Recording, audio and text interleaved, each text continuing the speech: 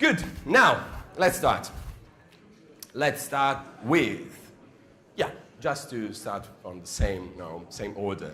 So Jan, as you know, is senior advisor for the CEO of Volvo Group. So how is, what's the connection? Why ICT? Why digital? Why e-skills are so important in your industry? Thank you. Okay, thank you, Marco. It's a great pleasure being here. I have two messages to all of you. The first one is education really pays off, and education in e-skills and in the broader sense of science, technology, engineering, and mathematics pays off, because you will be the one that make your own choices, not someone else making your own choices in your daily life. And Marco said that he will give you a lecture with a lot of formulas. Formulas are fun. You will realize that when you have studied subjects related to e-skill. The other message I have is that a company like ours, and I will tell you in a minute what our company does, relies heavily upon having skills, and we need you in the future to come and work for us, to help us compete in the global market. We make trucks and buses. We used to make cars. We sold them because we were number 24 in the marketplace, and we didn't find any number 25. So we said, hey, concentrate on something where we can be really good on. And in the area of trucks and buses, we are number 2 in the world today. We'll soon be number 1 in terms of sales. So we are a global company all over the world, production in a number of countries.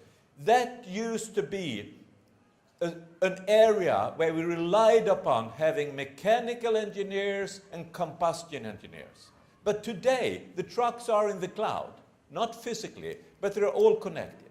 Let me give you one example. One of our big customers, UPS, they deliver parcels, and you have probably seen UPS and have probably had a parcel delivered to you. They buy a lot of our trucks. They require that they keep track of each parcel, that they know where the parcel is in a given moment. That means that we need to ensure that our trucks are connected to the cloud such that a customer like UPS can keep track of them. You know how many requests they get, UPS, per day for where in the heck is my parcel? They get 40 million requests per day. That's a huge amount of data that they need to keep track of. And in order for us to deliver a project that meets this, of course, we need to secure that we in the company have sufficient amount of skills and that we continue to get this.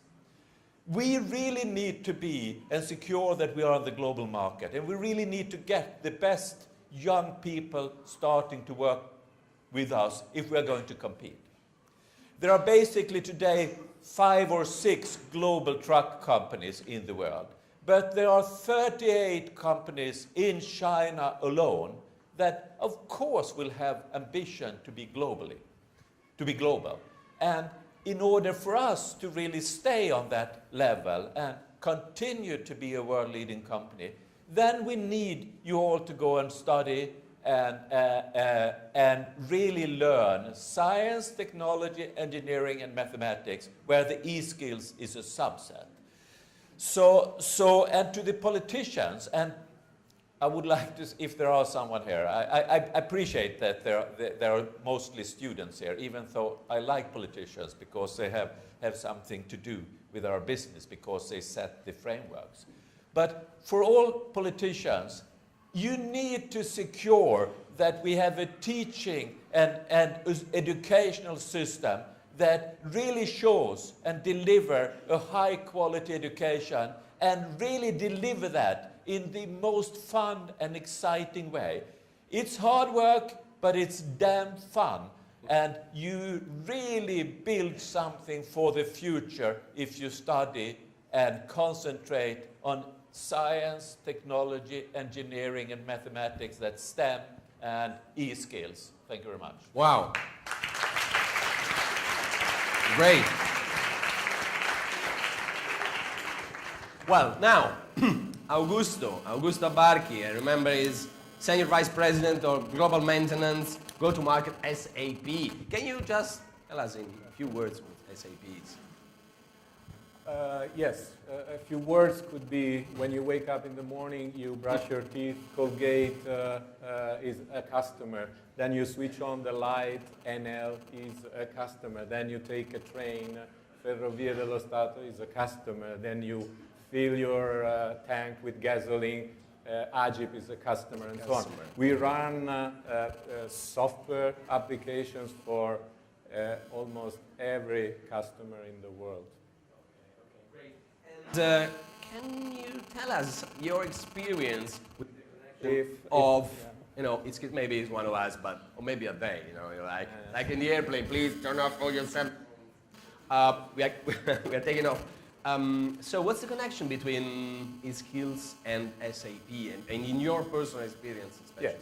So SAP is of course, an ICT company, so skills are fundamental. But what I think is important at SAP that has been my experience, I'm a mechanical engineer.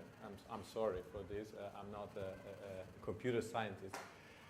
But still I had a good career at SAP because we're mostly focused on how to use the technology to improve the business. We see that now the good combination that these boys and girls, I think, should go for to have a good job is to know the technology, of course, and study deeply the technology, but also to understand how the technology can impact the world. If I want to mention some example, I think today companies have some problems and some opportunities. Problems are that the complexity is increasing, and so it's difficult to manage a large amount of data because data are available today, but they have to be used, and sometimes you get overwhelmed. You have too many data, and you get stuck. You cannot take decisions because you have too many data, and the data are moving too fast, and it's difficult to take decisions. Today, the consumer wants to have a different customer experience, wants to have a different experience. Why the iTunes is so popular and now Spotify is so popular? Because the experience is very good. You go on the internet and you choose whatever song you want to listen and you have it immediately without having to go to a shop and find it and buy it and so on. So there are opportunities for companies now that technology can help a lot. But you need to understand how to use the technology to make the customer experience better, to make the decision process faster, to simplify the complexity that we have to face every day in the business, in the world. And what I would say is also that today, every person at home has Facebook, has whatever social media or tools. They are used to a very simple interaction with their tools. When they go in the office, they cannot find complex tools. They want to find something pretty similar to their experience at home. So how technology can simplify the business, this is very important. So if I have to mention my experience, I would say that it is really important to understand not only the technology per se, but also how the technology can be applied in the business to totally change the way you do business. And I will give you one only example of this, which is a Japanese retailer. They have supermarkets. They have created an application for their customers. If you have a smartphone, you can activate the application when you enter the supermarket, and immediately you are recognized. All your data are analyzed. All your, let's say, history of product that you have bought over time in terms of which product, which quantity, and so on, are analyzed. And while you walk through the shelves, the application is able to give you special offers or informations about the product that you could buy, alternative to the product you usually buy, and so on. And by doing this, of course, they have increased dramatically their revenues because the customer has a lot more information now and can access things that he didn't even know were available. Of course, to do that, you have to analyze a quantity of data which is huge, because you have promotions, you have product that you want to push, and you have the customer history, and this has to be done real time, so that while the person is walking into the shelf, will get the offer and will find the offer on the shelf in that precise moment. And this is what technology can do now for the business, and this is what I think will be very important in the coming future for the people that are now educated. Thank you, Augusto. So listen carefully, because you probably you have some questions, no, related to this, this speech and what they're saying. So please be prepared for the next thing. And for who of you has have Twitter account, please, the hashtag, I remember, is #KidsRoom. Everything will be, we can see that, but also, of course, all of your followers and everybody will search for this hashtag. So it's an opportunity for us to let us see what you know, who are you and what you think. Great, so Justyna Ojas, she's Polish ambassador for e-skills, but she's also senior engineering in Motorola Solution. And the question for you is, what type of jobs are available in your industry, and especially, what type of, e-skills are, do you require for a job in your company? Sure. In Motorola Solutions, we provide a mission-critical radio communication for firefighters, policemen, and for medical services. So, of course, we need many programmers, not only basic languages programmers, C or C++, but also high-level programmers. I have a question for you, if I may. How many of you had a smartphone, let's say, 5 years ago? Raise your hands. 5 years ago? Okay, it's around 10%, I guess. 10-15%. How many of you have a smartphone today? All of you, right? So we can see a very a rise in an amount of the smartphones today, and we need you to write application for the smartphones, because smartphones without application is nothing, right? So we need many engineers to write applications for smartphones in mission-critical communications for policemen, for mobile phones only dedicated for policemen. So it's two major places in Motorola for you. Thank you. Wow.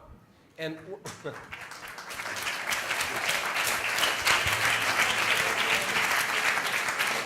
now, put the hat of the ambassador, okay?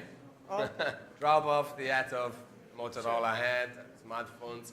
As a key skill ambassador, what are you? What do you see? What are you facing daily? What do you think about? Can you tell us something about these skills and the importance of these skills for the future of everybody? Okay, so IT is not only concerned on programming, but also you can become a very good IT a very good worker in IT without programming. Let's say if your computer is broken, do you call somebody to fix it for you, or do you fix it by yourself? If the answer is that you would prefer to fix it by yourself, that you'll probably find a place in IT for yourself. It's because we get paid for solving problems. And if you have a satisfaction after solving a problem, probably it's a good profession for you. Okay, so get paid to solve problems, Right. Something like that. And prepare for solving many problems during your Okay, career. not just technical problems, of course, because that's not the only way to work in this area. No, not just a programmer. That's an important thing, no, because you can do many creative things. Maybe you have some hobby. okay, or some interest in sports, you have to know that everything of this is still connected with digital. So you can be an expert of, I don't know, football related to digital. That's an interesting thing for all of you. So you don't have to start programming. Well, programming, coding, it's a way of mind, but it's not necessary. That's an interesting thing. Thank you. Good. Now, Antonio Calabrese. And hello. And he's a global partner of Tata Consultancy Services. And we are so curious. So what Tata Consultancy is, please? Tata Consultancy Services is a technology company. Okay. Okay, so we are a system integrator, meaning that we help our customers to bring together all the complexity of many systems that they have. We help them to find solutions to real-life problems. And what can I tell more is that Tata Consultancy Services is a company which is present in 55 countries in the world. And inside our company, we have around 115 nationalities. So our employees, our skilled people are coming from all over the world. So meaning that this is a lot of fun, okay? Meaning that, me and my colleagues, we go around the world helping companies in the US, in the America Latina, in China, all over the world. And that's the beauty of this company. What our company is not a car company. So we are part of the Tata Group, okay? But we are not the same company. So we just are about technologies. We are just about giving solutions. We are just about e-skills. E-skills is all we need to run the complexity of this digital world and make it easy for our customer. I have to tell you I want to tell you something personal, okay? I was graduated in computer science more than 25 years ago.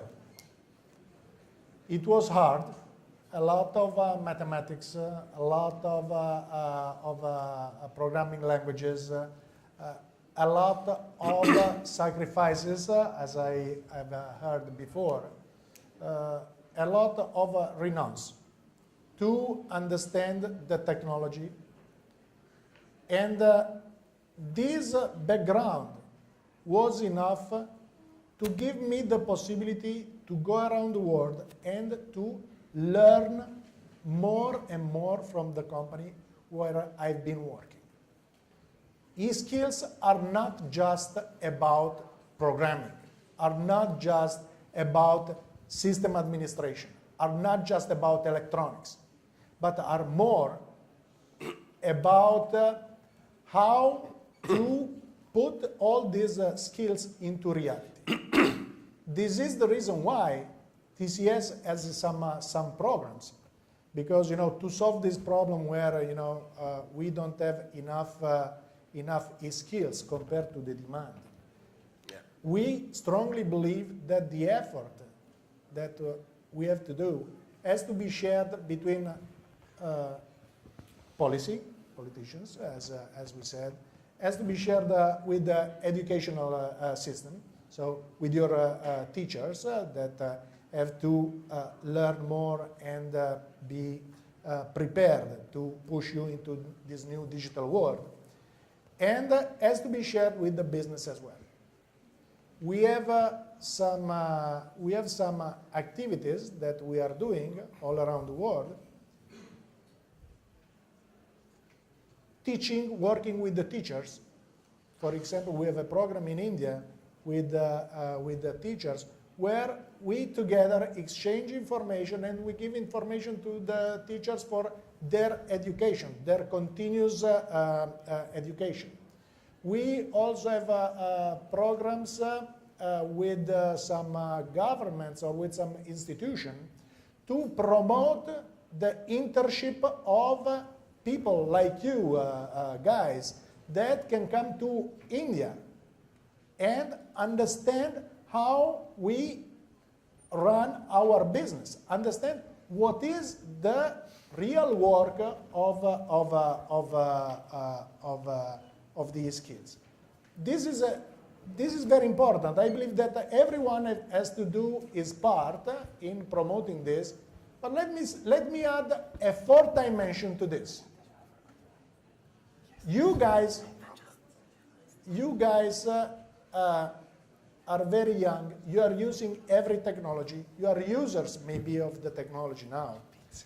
I think that you should push also your teachers. You should go there with your Facebook or with your Twitter. You should tease them. You should tease them in order to make them more updated in their knowledge of the real world. I stop here. Okay, good. And good, I will good. start later. Good. Now, he is not a ghost. He has a name. You know, have you spotted somebody here without a name because of me? Because my fault. Yes, it was me. I'm sorry. You know, too many, writing on my paper, on my script. So his name is Marc Sundermann. Now you have to, please help me with the cheering, with the applause, because at the beginning he deserved it more than before. Sorry for that. And you are director, government relations of Bertelsmann, right? Exactly. Correct. And can you tell something about, the connection between digital things, the digital world and your company? Yeah, first a few words on my company, and I try to sit in the middle, not to be forgotten, but Try yourself. Bertelsmann, maybe not everybody knows what Bertelsmann is. We're the biggest media company in Europe. We're active in book publishing. We have the biggest publishing company in the world, which is Penguin Random House. RTL Group is part of our company. Within RTL, there's also Fremantle, a big production company. We have magazine publishing. We have also music with BMG. So we have actually everything except for video games or computer games. So that's something which we do not have yet. And as a media company, obviously we are in the middle of a digital transition currently, which affects us in several ways, in different ways. And there are actually three different areas where you're concerned. The first area could be like the processes of creation. I mean, writing a book or producing a film or producing a record. The digital transition there has not led to quicker production cycles. You still need like 1.5 years to write a book. On the creator side, it has not significantly accelerated things. Yes, you can make it a bit easier, maybe 1 or 2 months you're winning due to being able to do it on the computer, etc., and sending by email and not by post and all these kind of things. But this processes is not very much affected yet by this kind of transition. Obviously, the digital transition comes very much from everything that many companies around me are doing, be it Facebook, be it Google, be it others, be it SAP. The pace of let's say, ICT development is so fast and so quick that the classical industries, the classic content industry cannot just lean back and look what is happening. In this area, as we heard, you need really specialized people being able to produce apps to repair computers, to do all these kind of things which we are not doing as an entertainment company because it's not our core business. I mean, I will not become tomorrow a car mechanician because it's not my thing. Where it becomes very important for us, and that's like the role that you may have to play if you're not an author creator and if you're not, let's say, a technical geek, is what are you doing with these both things? It's the part when the finished product is coming on your table, like the book or the record, and you say, hey, what can I do with it? Where can I reach my audience, the consumers? How can I get it out there properly in the best way? And their e-skills are obviously more and more and more relevant in a manner that you need to understand what's going out there. You don't need to know how an app is programmed, but you need to know what you can do, for example, with a particular book, in order to get it out there, and how can you get it out there, which also means that you will have to be able to combine certain things. I mean, if you have an e-book, it's an e-book. Yes, you can read it on your tablet, on your Tolino, on your whatever you have, on your Kindle, wherever. You can read it on there, but you can do many other things there, because you can, if you have enough e-skills and e-knowledge, you can start to be creative yourself in that context and think, hey, moment, we're talking here about, let's say, Rome. There are a few good things in Rome, maybe the classical sightseeing things, but there's also cultural things. So you can interlink it with visuals, with music, with informations. So there you need to really understand what's going on. And we have Facebook here. You obviously need to understand the social network communication, how to interact with your potential customers. Because in the older times, you gave, let's say, all your stock to a warehouse or to a distributor, and he gave it to the public, and that was it. You were like not very much close to your customers. Yes, you did marketing campaigns, so you needed to know a little bit, but it was very, very easy. Nowadays, you need to have some kind of constant interaction with people out there who are interested. You need to have followers, you need to have communities, all these kind of things. And their e-skills are becoming significantly important. Wow, thank you.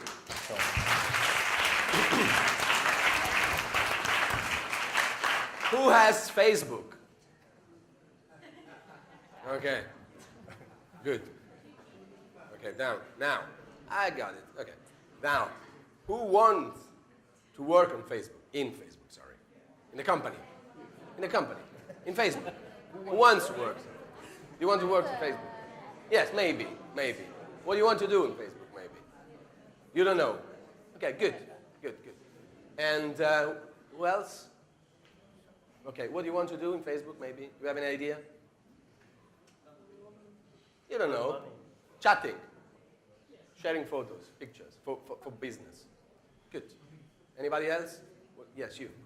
No, it wasn't you. You. Wasn't you. Who was, please? Do not trick me. Who was? Who wants to work on Facebook, in Facebook? Sorry. You. For example, what do you want to do? You don't know. Good.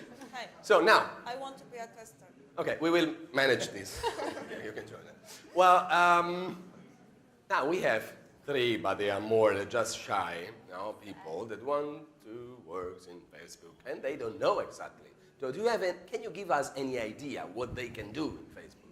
Exactly. There are lots of things that you can actually do at Facebook, which are interesting. For example, if you think about myself, I'm in charge of public policy and government relations.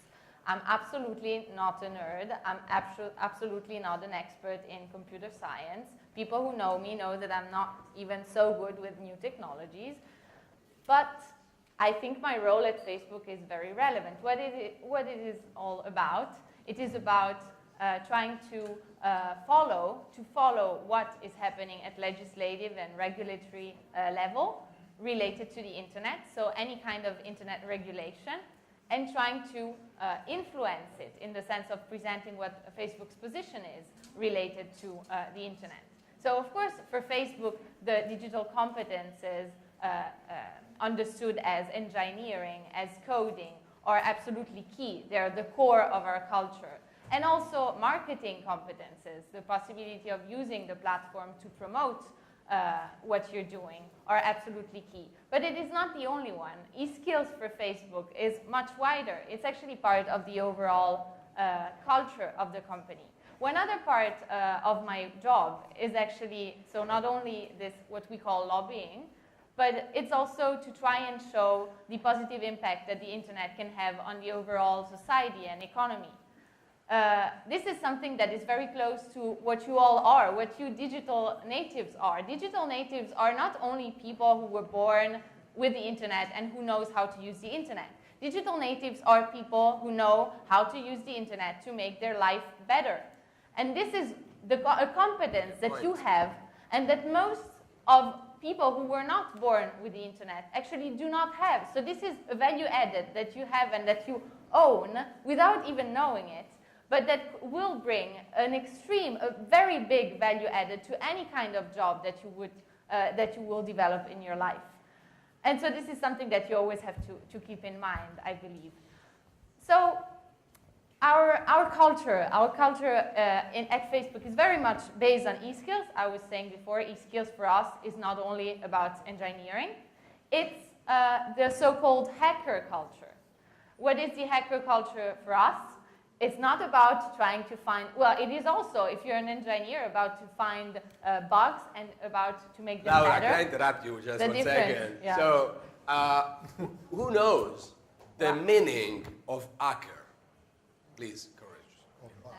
Hacker. What a hacker is? Say it in Italian, no worries. What is it? What an hacker is? Pirata An hacker. informatico. Hacker. What a hacker? Hacker is? What is it? Yes, you. Are you an hacker? Maybe you are one of them. No. If somebody says there is an hacker in your, that was entered in your computer, what does it mean? Yeah. Sorry? Italiano, that's fine. Who? Chi viola un sistema. Okay. Enter in systems, Who's cracking violating systems. Okay. Who else has another definition, better definition of an hacker? Hacker, you, please. Io penso che essere un hacker non è solo entrare nei sistemi, ma anche essere capaci e curiosi di scoprire il funzionamento delle cose. It was on Wikipedia. I got you. Thank you anyway. That was the answer we was looking for. So there is a big difference between hackers and crackers. So sorry for interrupting you, but hackers is a very important culture because it means, discover things, try to make things, different things. Try to solve things also, because a hacker can be somebody who finds a failure in a system, but who's going to be trying to solve it. A cracker is going to be using this failure to do something evil. So our hacker culture is all about discovering, about innovating constantly. One of the phrases that we always find in our offices, it's the phrases said by Mark Zuckerberg. It's the thing that leads our way of innovating constantly at Facebook is this journey is 1% finished. And this is important for anything that we do at Facebook. So we need to know that we constantly need to innovate. We constantly need to have new ideas at any kind of function that we have. So I'm doing public policy, I'm not an engineer, but I constantly have to find new ideas, new projects to work on to make sure that I am able to achieve my job. The other important, and I will close with that, the other important phrase that we have always around our offices is fail harder. And this is a concept that I don't like trying to apply American, US concept to Italy. I'm Italian, and I know absolutely the difference of cultures that are there. But in this case, I think it's very important to recognize what do we mean by fail harder. We mean that if you fail, it's not the end of the world.